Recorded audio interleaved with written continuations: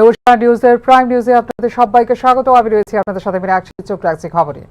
নরেন্দ্র মোদী নেতৃত্বাধীন কেন্দ্রীয় সরকারের গত 11 বছরে অমৃতকালের ভিত্তি হলো সেবা, সুশাসন এবং গরিব কল্যাণ।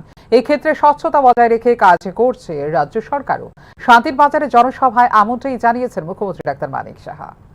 কেন্দ্রে নরেন্দ্র মোদী নেতৃত্বাধীন সরকারের 11 বছর পূর্তি উপলক্ষে শান্তির বাজারে আয়োজিত হয় জনসমাবেশ। প্রধান বক্তা হিসেবে উপস্থিত ছিলেন মুখ্যমন্ত্রী ডাক্তার মানিক সাহা। বক্তব্য রাখতে গিয়ে গত 11 বছরের অমৃতকালের ভিত্তি হলো সেবা, সুশাসন এবং গরিব কল্যাণ বলে জানিয়েছেন মুখ্যমন্ত্রী ডাক্তার মানিক সাহা। গরিব, কৃষক, যুবক এবং মহিলাদের উন্নয়নে কাজ করছে কেন্দ্রের নরেন্দ্র মোদী সরকার, জানিয়েছেন মুখ্যমন্ত্রী। আজকে ভারতবর্ষ যেই জায়গায় গেছে, আজকে সারা পৃথিবী ভারতবর্ষের দিকে তাকিয়ে আছে।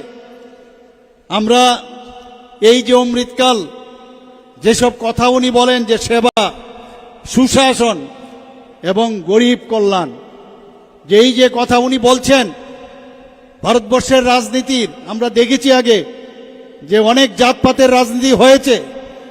উনি কি বলছেন? আমার কাছে 4টি জাত, গরিব, কৃষক, যুবক এবং মহিলা। তাদের যদি উন্নয়ন হয় তাহলে দেশের উন্নয়ন হবে। এই হচ্ছে আমাদের মাননীয় প্রধানমন্ত্রী নরেন্দ্র মোদীজি। উনি দেশের জন্য সমর্পিত। সারাক্ষণ আমরা দেখি কয়েক ঘন্টা ঘুমানো নেই। আর সাধারণ মানুষ, গরিব মেহনতি মানুষ, সেই কৃষক, গরিব, মহিলা, তারা কিভাবে আগামী দিন ওদের ভালো হবে সেই বিষয় নিয়ে উনি সবসময় চিন্তা ভাবনা করেন। এবং একের পর এক যে উনি আমাদের এই বর্গদের জন্য যেসব স্কিম উনি করেছেন, তার ফসল কিন্তু আমরা এখন পাচ্ছি। প্রধানমন্ত্রী নরেন্দ্র মোদীর পথ অনুসরণ করে চলছে ত্রিপুরা সরকারও। কিষাণ সম্মান নিধির 843 কোটি টাকার 19তম কিস্তি ডিবিটির মাধ্যমে সরাসরি পৌঁছে গেছে কৃষকদের অ্যাকাউন্টে। এক্ষেত্রে প্রয়োজন হয়নি কোনো মিডল ম্যানের, জানিয়েছেন মুখ্যমন্ত্রী ডাক্তার মানিক সাহা। এখানে প্রধানমন্ত্রী কিষাণ সম্মান নিধি আমরা এখন পর্যন্ত ত্রিপুরাতে যে আমরা 19তম কিস্তি আমরা পেয়েছি, তাতে করে 843 কোটি টাকার উপরে ডিবিটির মাধ্যমে সরাসরি মাননীয় প্রধানমন্ত্রী দিয়েছেন। আগে কি এত দালাল ছিল? দালালের মাধ্যমে মাঝখানের টাকাটা অন্যদের কাছে পকেটে চলে যেত। এবং ট্রান্সপারেন্সি সরকার এই ডিবিটির মাধ্যমে প্রধানমন্ত্রী কিষাণ সম্মান নিধিতে ত্রিপুরাতে 843 কোটি 66 লক্ষ টাকা সরাসরি কৃষকদের অ্যাকাউন্টে চলে গেছে। প্রধানমন্ত্রী ফসল বীমা যোজনা যদি কথা বলি, 10 কোটি 63 লক্ষ টাকার উপরে এই আমাদের ত্রিপুরার কৃষকরা পেয়েছে। কিষাণ ক্রেডিট কার্ড, এখন পর্যন্ত কৃষি ঋণের পরিমাণ প্রায় 2272 কোটি উপরে দেওয়া হয়েছে। বন্ধুগণ, আমরা প্রধানমন্ত্রী গরিব কল্যাণ অন্ন যোজনার কথা যদি বলি, সেখানেও এই প্রকল্পে মাসে 35 কেজি চাল আমরা প্রায়োরিটি হাউস হোল্ড পরিবারের প্রতি সদস্য 5 কেজি করে চাল এবং প্রতি পরিবারকে 35 কেজি চাল বিনামূল্যে মাননীয় প্রধানমন্ত্রীজি দিয়েছেন। বন্ধুগণ, আজ পর্যন্ত 4,94,000 প্রায়োরিটি হাউস হোল্ড পরিবারকে 19,23,000 জন এবং 1,12,000 অন্তর্দয় পরিবারকে 4,46,000 জন এতে উপকৃত হয়েছে। জল জীবন মিশন আমরা জানতাম আমাদের সরকার আসার আগে মাত্র 3% ছিল নল সে জল, আর আমাদের সরকার আসার পরে বর্তমানে 85.97%। প্রধানমন্ত্রী নরেন্দ্র মোদীর নেতৃত্বে দেশের প্রায় 25 কোটি মানুষ উঠে এসেছেন দারিদ্র সীমার ওপরে বলে এদিন জানিয়েছেন মুখ্যমন্ত্রী ডাক্তার মানিক সাহা। দেশের নেতৃত্ব গ্রহণের আগে 13 বছরেরও বেশি সময় ধরে গুজরাটের মুখ্যমন্ত্রী হিসেবে দায়িত্ব পালন করেছিলেন নরেন্দ্র মোদী এবং একে একটি আদর্শ রাজ্যে রূপান্তরিত করেছিলেন তিনি। 2014 সালে প্রধানমন্ত্রী হওয়ার পর জাতীয় উন্নয়নের জন্য সিদ্ধান্তমূলক পদক্ষেপ নিয়েছিলেন নরেন্দ্র মোদী। এই 11 বছরে ধারাবাহিকভাবে এগিয়েছে ভারত। উত্তর পূর্বাঞ্চলের উন্নয়ন না হওয়া পর্যন্ত সম্পূর্ণরূপে উন্নত হতে পারবে না ভারত। প্রথমবারের মতো এই বার্তা দিয়েছিলেন প্রধানমন্ত্রী নরেন্দ্র মোদী। উত্তর পূর্বাঞ্চলের নাম রেখেছেন অষ্টলক্ষ্মী। এই অঞ্চলে শান্তি ও স্থিতিশীলতা ফিরিয়ে আনার জন্য চুক্তি স্বাক্ষরিত হয়েছে প্রায় 11 থেকে 12টি, জানিয়েছেন মুখ্যমন্ত্রী ডাক্তার মানিক সাহা। 2014 সালের আগে দেশের ভবিষ্যৎ নিয়ে ছিল গুরুতর উদ্বেগ। দুর্নীতি, কেলেঙ্কারি এবং স্বজন প্রীতি ছিল ব্যাপক। এর ব্যতিক্রম ছিল না ত্রিপুরাও। কিন্তু এখন এই বিষয়গুলো অতিক্রম করে এসেছি আমরা। জানিয়েছেন মুখ্যমন্ত্রী ডাক্তার Manik Saha. Bureau report, news now. Yoga ভারতের ঐতিহ্য। মূলত প্রধানমন্ত্রী নরেন্দ্র মোদীর উদ্যোগকে স্বীকৃতি দিয়ে 21 জুন দিনটিকে আন্তর্জাতিক যোগা দিবস হিসেবে স্বীকৃতি দিয়েছে রাষ্ট্রসংঘ। 21 জুন দিনটিকে সাফল্যমণ্ডিত করে তোলার বার্তা দিয়েছেন মুখ্যমন্ত্রী ডাক্তার মানিক সাহা। 21 জুন আন্তর্জাতিক যোগা দিবস। যোগার প্রয়োজনীয়তা সম্পর্কে প্রধানমন্ত্রী নরেন্দ্র মোদীর প্রচারকে স্বীকৃতি দিয়ে 2014 সালে 21 জুন দিনটিকে আন্তর্জাতিক যোগা দিবস হিসেবে স্বীকৃতি দিয়েছে রাষ্ট্রসংঘ। 2015 সাল থেকে গোটা বিশ্বে পালিত হয়ে আসছে আন্তর্জাতিক যোগা দিবস। যোগা শুধুমাত্র ভারতের ঐতিহ্যই নয়, ভারতের পরম্পরাও। 21 জুন আন্তর্জাতিক যোগা দিবস উপলক্ষে এক বার্তায় এরকমটাই জানিয়েছেন মুখ্যমন্ত্রী ডক্টর মানিক সাহা। নমস্কার। আগামী 21 জুন আন্তর্জাতিক যোগা দিবস। 2014 সালে রাষ্ট্রসংঘে মাননীয় প্রধানমন্ত্রী শ্রী নরেন্দ্র মোদীজি যোগা দিবস পালনের প্রয়োজনীয়তার কথা ব্যক্ত করে 21 জুন দিনটিকে আন্তর্জাতিক স্তরে পালনের দাবি জানান। মূলত মাননীয় প্রধানমন্ত্রীর চিন্তাভাবনাকেই রাষ্ট্রসংঘ মর্যাদা দিয়ে এবং যোগাভ্যাসের প্রয়োজনীয়তা উপলব্ধি করে প্রতি বছর 21শে জুন দিনটিকে আন্তর্জাতিক যোগা দিবস হিসাবে পালনের সিদ্ধান্ত ঘোষণা করে। 2015 সাল থেকে গোটা বিশ্বে এই দিনটি আন্তর্জাতিক যোগা দিবস হিসাবে পালিত হয়ে আসছে। যোগা আমাদের দেশের ঐতিহ্য এবং পরম্পরা। শরীর ও মন সুস্থ রাখতে গেলে প্রয়োজন যোগাভ্যাস। এক্ষেত্রে 21 জুন তারিখে নিয়মিত শরীর চর্চায় সবাইকে অঙ্গীকারবদ্ধ হবার আহ্বান জানিয়েছেন মুখ্যমন্ত্রী। শরীর এবং মনকে নিয়ন্ত্রিত রাখে, চিন্তার বিকাশকে কার্যকর করে। শৈশব থেকেই ছাত্রছাত্রীদের যোগাভ্যাসের চর্চা প্রয়োজন। মন ও শরীর ভালো থাকলে পঠন পাঠনে মনোযোগী হওয়া সম্ভব। যোগচর্চা শারীরিক দক্ষতা বৃদ্ধি করে, রোগাক্রমণ প্রতিহত করে, মানুষের দৈনন্দিন জীবনযাত্রাকে পরিবর্তন করে, মানুষের মধ্যে সচেতনতা জাগিয়ে তোলে। যোগাভ্যাস শুধু একটি দিনের জন্য নয়, আমাদের শরীর ও মনকে সুস্থ এবং সতেজ রাখতে প্রতিদিন যোগাচর্চা করা আবশ্যক। আসুন আন্তর্জাতিক যোগা দিবসে অংশ নিয়ে আমরা নিয়মিত শরীরচর্চার জন্য অঙ্গীকারবদ্ধ হই। সুস্থ নাগরিক হিসাবে সমৃদ্ধ ভারত গড়তে মাননীয় প্রধানমন্ত্রীর স্বপ্ন। যোগব্যায়াম হলো একটি মন শরীর অনুশীলন যা হাজার হাজার বছর আগে উদ্ভূত হয়েছিল ভারতে। শারীরিক ভঙ্গি, শ্বাস প্রশ্বাসের ব্যায়াম এবং ধ্যানকে একত্রিত করে যোগা। নমনীয়তা, শক্তি, ভারসাম্য এবং সহনশীলতা উন্নত করতে সাহায্য করে যোগব্যায়াম। এবছর 2025 সালে আন্তর্জাতিক যোগা দিবসে বিশেষ গুরুত্ব দেওয়া হয়েছে বিশ্বব্যাপী সুস্বাস্থ্য এবং স্থিতিশীল জীবনের বার্তাকে। আন্তর্জাতিক যোগা দিবসে এবছরের theme yoga for one earth one health. যোগের আধ্যাত্মিক ও সামাজিক উপকারিতাকে তুলে ধরার লক্ষ্যে নির্ধারণ করা হয়েছে এই থিম। ব্যুরো রিপোর্ট, নিউজ নাও।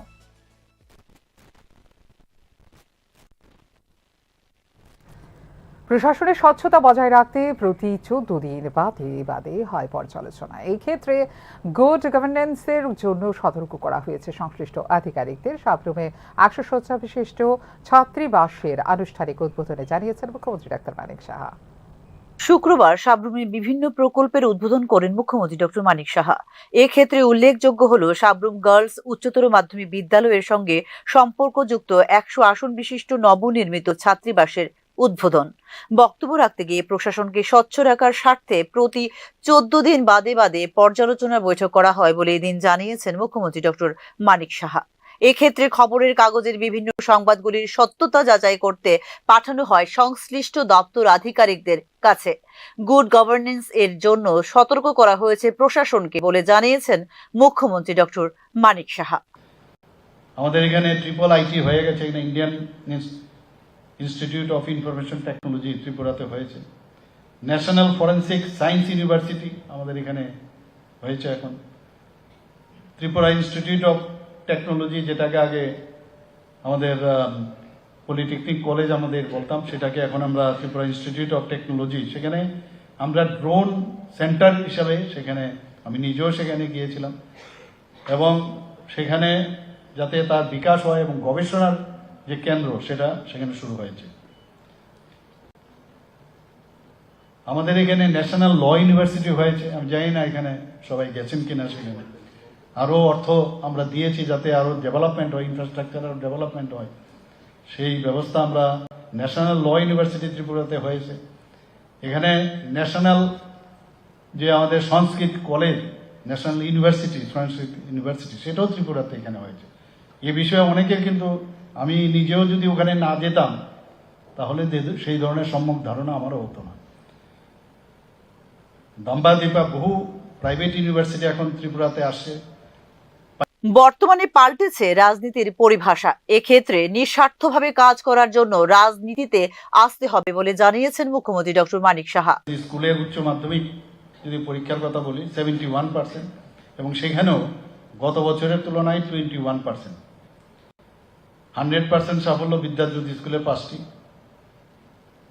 তো সেইভাবে আমরা যাতে এখানে গুণগত, যেটা বলেছেন আমাদের সেক্রেটারি মহোদয়, যে কোয়ালিটিভ এডুকেশন দেওয়ার জন্য আমরা চেষ্টা করছি।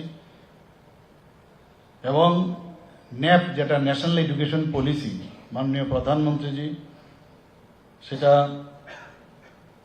29শে জুলাই 2020-এ সেই ঐতিহাসিক মুহূর্তে উনি যে সেটা উৎসর্গ করেছেন দেশের জন্য, তো তার থেকে আমরা কিন্তু এখন স্কুলে এবং কলেজগুলোতেও আমরা ন্যাশনাল এডুকেশন পলিসি চালু করেছি।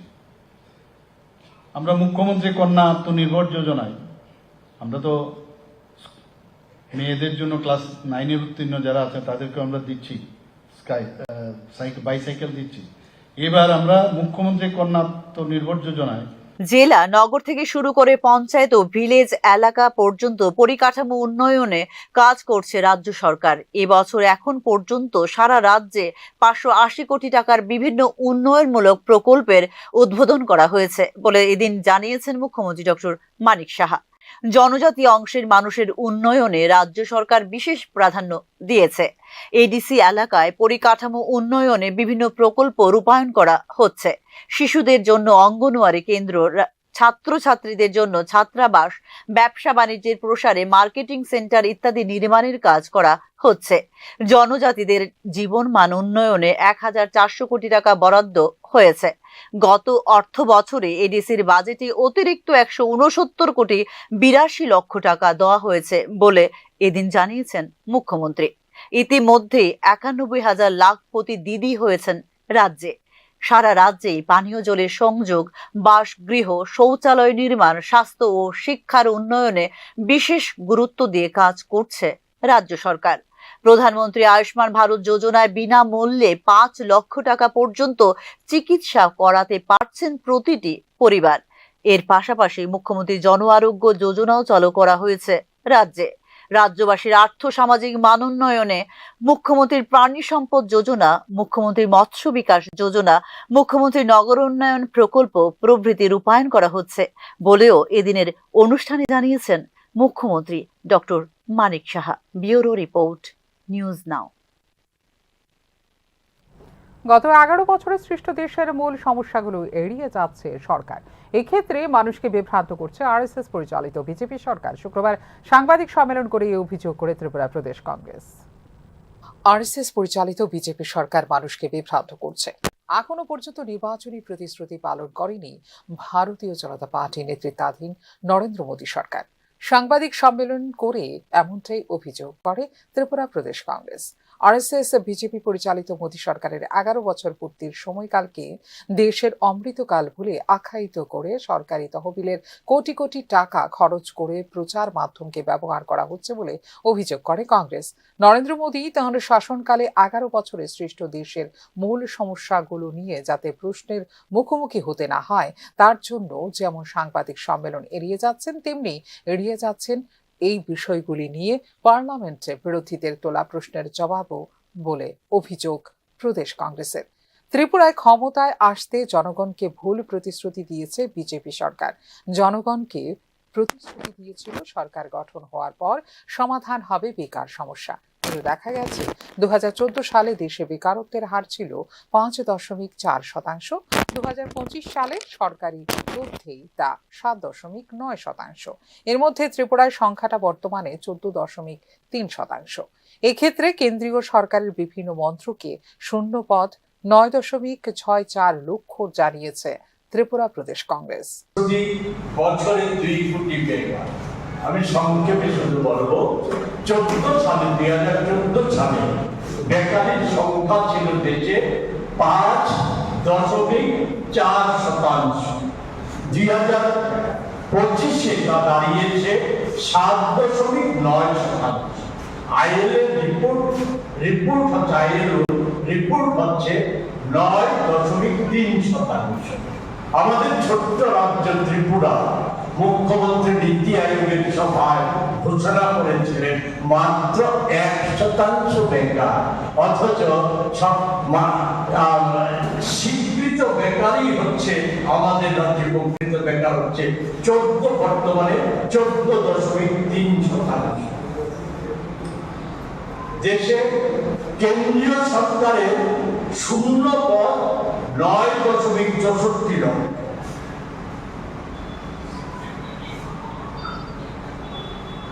অনুমোদিত পদের সংখ্যা কেন্দ্রীয় সরকারের 39.77 লক্ষ। কর্মরত আছে 3.42 লক্ষ। বেকারদের 80% হচ্ছে যুব অংশে, তাদের গড় বয়স 35 বছরের মধ্যে। শিক্ষিত বেকারের 76.7%। যুবক 7% হচ্ছে যুবক। যুবতী শিক্ষিত বেকারের সংখ্যা হচ্ছে 62%। আমাদের রাষ্ট্রায়ত্ত ক্ষেত্রগুলিতে আমি এখানে কোনটাতে কত প্রধান রাষ্ট্রায়ত্ত ক্ষেত্রগুলিকে চিহ্নিত করেছি। সর্বমোট সংখ্যাটা 3 লক্ষের কাছাকাছি। যোগ বিয়োগ করলে দেখে নেবেন আপনারা। আমি প্রকৃত 25 সালের তথ্যটাই। এই বছরের বাজেটেই 10 লক্ষ কোটি টাকা বিলগ্নীকরণ করার মাধ্যমে আয় করার সিদ্ধান্ত নিয়েছে কেন্দ্র। এর সময়ে রাষ্ট্রায়ত্ত ব্যাংকের ঋণ খেলাপির সংখ্যা বেড়ে দাঁড়িয়েছে 2665 জন। এরা প্রায় সকলেই সরকার বান্ধব বলে পরিচিত। এর সময়ে কর্পোরেটদের শুধু 2020 সাল থেকে 2024 সাল পর্যন্ত মোট 6,50,000 কোটি টাকার ঋণ মকুব করেছে কেন্দ্রীয় সরকার। অথচ কৃষকদের ঋণ মকুব না করার কারণে এ সময়ে আত্মহত্যা করেছে 1,474 জন কৃষক।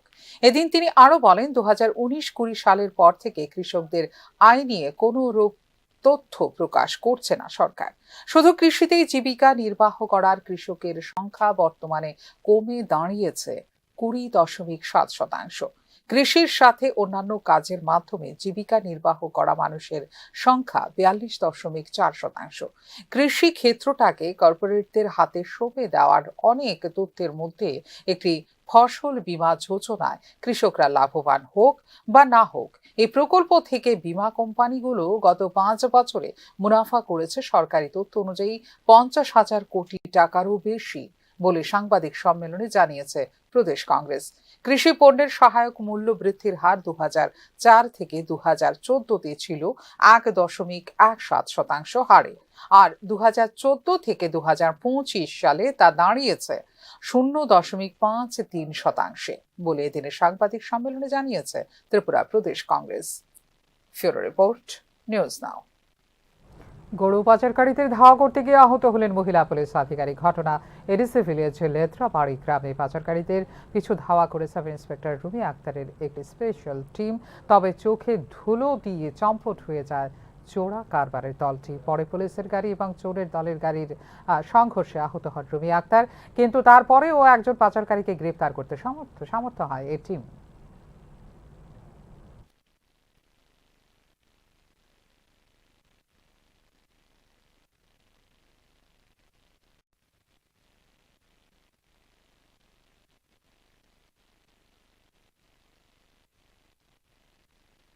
ঠিক সেই সময় লেত্রাবাড়ি থেকে কাঠালি আসার সময় আমাদের পুলিশ পার্টিকে দেখে রাইট টার্ন করে দিয়েছে, অর্থাৎ অফিস টিলার দিকে গাড়িটা ঢুকিয়ে দিয়েছে, আমাদের গাড়িও ওই তাদের গাড়িটাকে চেঞ্জ করেছে। তো খুব দ্রুত গাড়িতে দুটো গাড়ি চেঞ্জ করতে করতে করতে ওই গাড়িটা লেদ্রাবাড়ির দিকে চলে গেছিল। তো লেদ্রাবাড়ির লাস্ট মাথায় গিয়েছিল, ওইখানে রাস্তা কাঁচা ছিল, মানে রাস্তার কন্ডিশন ভালো ছিল না, একদম লাস্ট পাশে জঙ্গল এরিতে যখন গিয়েছিল তখন আমাদের গাড়ি থেকে হঠাৎ করে গাড়িটা জঙ্গল থেকে ইউ টার্ন হিসেবে আমাদের রাস্তা আবার ফিরে আসার সময় আমাদের গাড়িকে ড্যাশ করে দিয়েছে।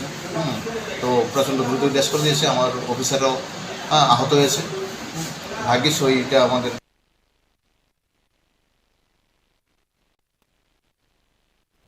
ইন্টারনেট গোলযোগে 25 দিন ধরে বন্ধ জমি কেনাবেচা।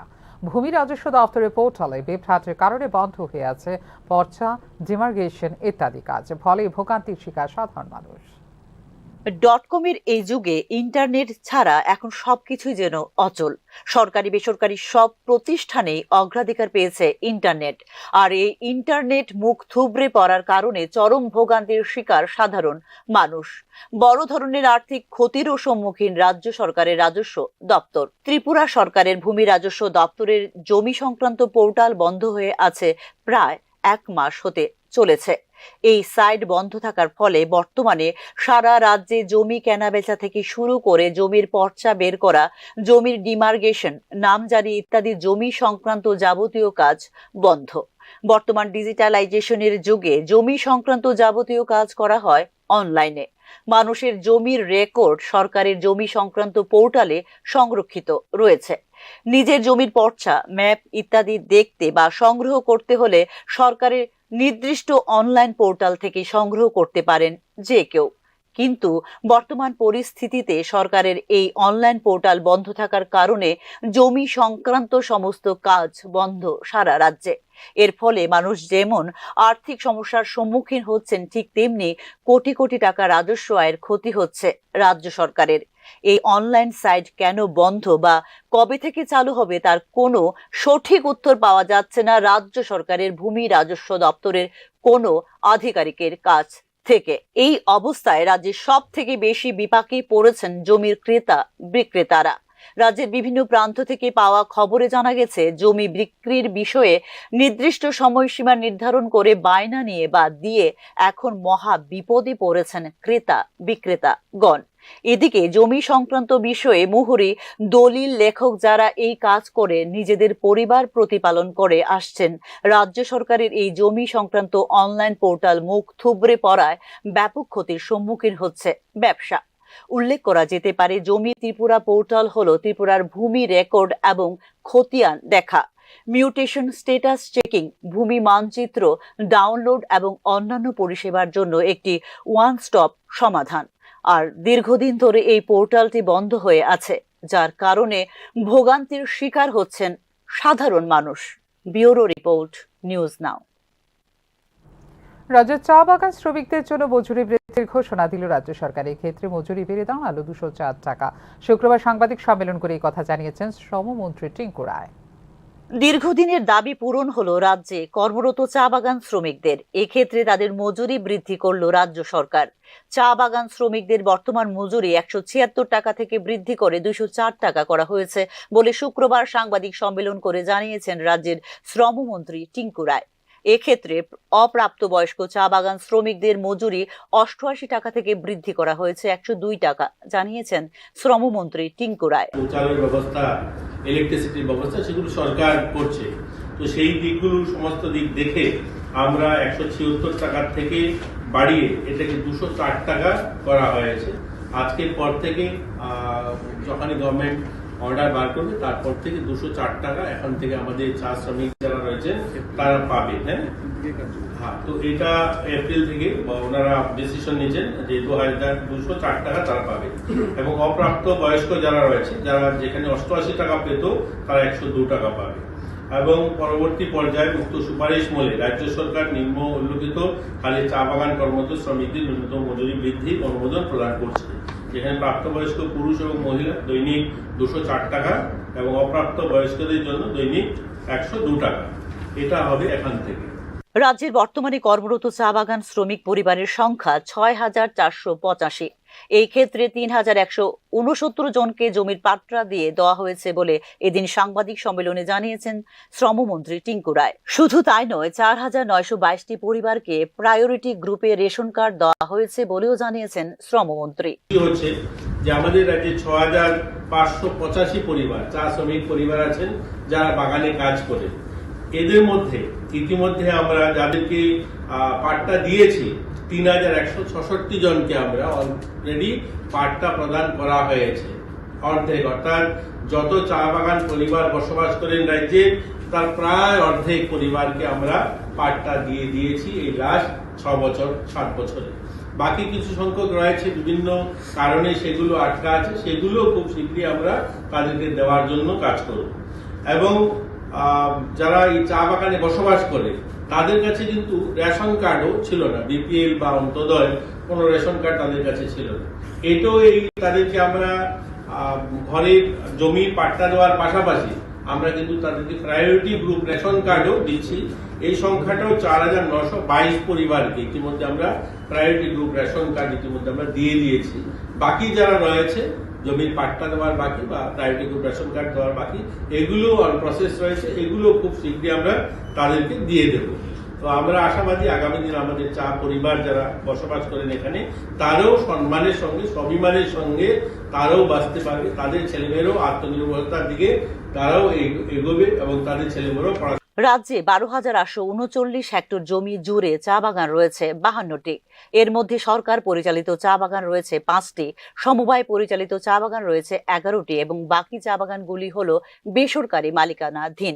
২০১৭-১৮ সালে যেখানে মোট ১.৭২ লক্ষ কেজি চা উৎপাদন হতো রাজ্যে, ২০২৪-২৫ সালে তা বৃদ্ধি পেয়ে দাঁড়িয়েছে ৭ লক্ষ কেজি।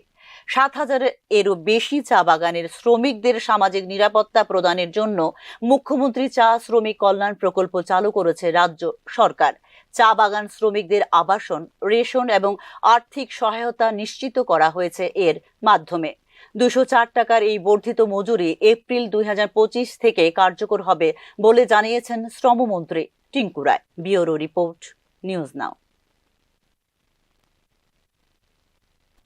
রাস্তায় মারপিট দেখতে এসে গাড়ির ধাক্কায় মর্মান্তিকভাবে মৃত্যু হলো এক ব্যক্তির। ঘটনা বিশালগড় থানার ঘনিয়ামারায়। নিহতের নাম রাজ্জাক মিয়া বলে জানিয়েছে পুলিশ। বিশালগড় থানাধীন ঘনিয়ামারা নিচের চৌমুহরি এলাকায় বিবাদমান দুই গোষ্ঠীর মধ্যে মীমাংসার চেষ্টা করছিলেন রাজ্জাক মিয়া। এরই মধ্যে দুর্ঘটনাক্রমে আচমকা গাড়িতে ধাক্কায় ছিটকে পড়ে যান রাজ্জাক মিয়া। পরবর্তী সময়ে হাসপাতালে নিয়ে আসলে তাকে মৃত বলে ঘোষণা করেন চিকিৎসকরা। গুরুতর আহত অবস্থায় হাপানিয়া হাসপাতালে চিকিৎসাধীন। ঘটনাস্থলে উপস্থিত থাকা নিহতের স্ত্রী সেলোয়ারা বেগম। এদিকে মারপিটের ঘটনায় আহত হয়েছেন আরও কয়েকজন। আমি আসলাম কোনো মধ্যে তারা রাস্তায় পারছি না কই না করে সমুদ্রে মাঠে উঠতে আছে তো বুঝতে পারি মাথা হাঁটাইছে হাতে লইয়া খাইতে আছে আরো জন্য মানুষ তৈরি হয় না সব রাস্তা। গোপন সংবাদের ভিত্তিতে দীর্ঘদিনের পলাতক এক ভারতীয় টাউটকে আটক করে পুলিশ। টাকার বিনিময়ে বাংলাদেশিদের ত্রিপুরায় প্রবেশে সাহায্য করার অভিযোগ রয়েছে তার বিরুদ্ধে। শুক্রবার ভোরে আগরতলা ভারতীয় টাউট শরীফ মিয়াকে তার বাড়ির দুধপুকুর এলাকা থেকে গ্রেপ্তার করে পুলিশ। বর্তমানে একটি বিশেষ পুলিশের টিম জোরালোভাবে জিজ্ঞাসা চালিয়ে যাচ্ছে তাকে। আশা করা হচ্ছে ওই সংক্রান্ত মামলায় ওই এলাকা থেকে আরও অনেকে গ্রেপ্তার হতে পারেন বলে জানিয়েছে পুলিশ।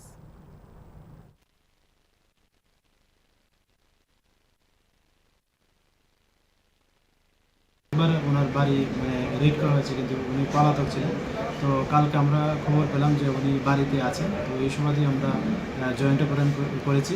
তো আজকে আমরা ওনাকে আমাদের আগরতলা মহামান্য আদালতে প্রেরণ করছি এবং পুলিশ রিমান্ডে চাচ্ছি। এবং ওনার কাছ থেকে এখন পর্যন্ত আমরা কিছু তথ্য পেয়েছি, কিছু নামও পেয়েছি। তো এগুলি আমরা আমাদের যে বিএসএফ এর যে গোয়েন্দা দপ্তর আছে প্লাস আমাদের যে সিস্টার এজেন্সি আছে আমরা ওনাদেরকেও এটা শেয়ার করেছি। তো আমরা এটা ভেরিফাই করছি, দেখছি এবং পুলিশ ইন্টারোগেশনে আমরা যে রিমান্ড চাচ্ছি আশা করি রিমান্ড পাবো এবং ওখানে আরও জিজ্ঞাসাবাদ। রেগায় ন্যূনতম 500 টাকা মজুরি এবং 200 দিনের কাজের দাবিতে গ্রাম উন্নয়ন দপ্তরের কাছে ডেপুটেশন প্রদান করল অল ত্রিপুরা অসংগঠিত শ্রমিক কংগ্রেস। শুক্রবার কংগ্রেস ভবন থেকে একটি র্যালি শুরু হয়ে শহরের বিভিন্ন পথ পরিক্রমা করে শেষে মিলিত হয় গ্রাম উন্নয়ন দপ্তরের সচিবের কার্যালয়ের সামনে। সাংবাদিকদের কাছে প্রতিক্রিয়া দিতে গিয়ে রেগা শ্রমিকদের কাছ থেকে কাঠমারি বন্ধেরও দাবি জানিয়েছে অল ত্রিপুরা অসংগঠিত শ্রমিক কংগ্রেস। রেগা মজুরি সহ মোট 7 দফা দাবিতে এই ডেপুটেশন বলে জানিয়েছে অসংগঠিত শ্রমিক কংগ্রেস। আছে পশ্চাৎ বিগত দিনে এবং এখনও আমরা দেখতে পাই যে গ্রামে বলুন আর শহরে এএমসিতে বলুন, যারা রেগার কাজ করছে তাদের সবাই সমানভাবে তারা টাকা পায় না। কেউ পাচ্ছে 180 টাকা, কেউ পাচ্ছে 190 টাকা, এখান থেকেও তারা কাটমানি নিয়ে যাচ্ছে। কিন্তু এরকমভাবে কী করবে, টাকাই পায় 200 টাকার মতো, সেই টাকা থেকে এরকমভাবে রোদ্রে বৃষ্টি পরিশ্রম করছে, এটা থেকেও তারা কেটে নিয়ে যাচ্ছে। তারপরে আমাদের দাবি হলো কাঁটাতারের ওপারে যারা ভারতীয়রা আছে তাদেরকে রেগার আওতায় আনতে হবে এবং যেই সকল রেগার বইগুলোকে বাদ দিয়েছে। আগরতলা স্পোর্টস জার্নালিস্ট ক্লাব এবং যুব বিষয়ক ক্রীড়া দপ্তরের উদ্যোগে হতে চলেছে প্রীতি ফুটবল ম্যাচ। সাংবাদিকদের কল্যাণে সহযোগিতার হাত বাড়ানো এই ম্যাচের মূল লক্ষ্য। প্রেস ক্লাবে আয়োজিত সাংবাদিক সম্মেলনে জানিয়েছে উদ্যোক্তা কর্তৃপক্ষ। আগামী 22 জুন সকাল 8টায় হবে এই প্রীতি ফুটবল ম্যাচটি। উমাকান্ত মিনি স্টেডিয়ামে হবে এই ম্যাচ। এদিনের উদ্বোধনী অনুষ্ঠানে থাকবেন ক্রীড়ামন্ত্রী টিঙ্কু রায় সহ অন্যান্যরা। সাংবাদিকদের সহযোগিতার জন্য 2 লক্ষ টাকার বীমা করা হবে বলে এদিনের সাংবাদিক সম্মেলনে জানিয়েছে আগরতলা স্পোর্টস জার্নালিস্ট ক্লাব এবং যুব বিষয়ক ক্রীড়া দপ্তর। ভার্সেস যুব বিষয়ক ক্রীড়া দপ্তর ফ্রেন্ডলি ফুটবল ম্যাচ আমরা 22 তারিখ সকাল 8টায় উমাকান্ত মিনি স্টেডিয়াম গ্রাউন্ডে, স্টোটার গ্রাউন্ডে আমরা একটা ফ্রেন্ডলি ম্যাচ খেলব। সেখানটায় আগরতলা স্পোর্টস জার্নালিস্ট ক্লাবের উদ্যোগে এবং সহযোগিতা তৎসঙ্গে যুব বিষয়ক ক্রীড়া দপ্তর। এখনকার মতো এই মুহূর্তে সংবাদ এই পর্যন্ত। অন্যান্য আপডেটস দেখার জন্য অবশ্যই নজর রাখতে হবে নিউজ দেওয়ার পর্দায়। নমস্কার, শুভরাত্রি।